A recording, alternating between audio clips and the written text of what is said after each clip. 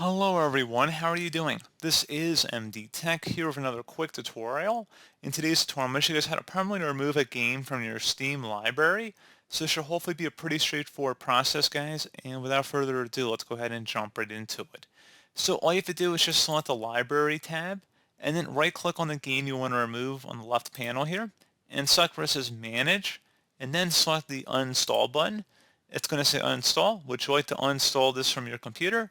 It will remain in your games library, but to play it in the future, you will first need to re-download all of its content.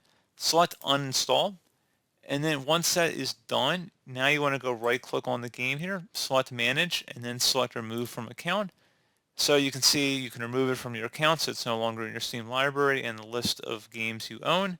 Would you like to remove this from your account? Select remove, and that's all you have to do. So pretty straightforward process, guys. I do hope that I was able to help you out, and I do look forward to catching you all in the next tutorial. Goodbye.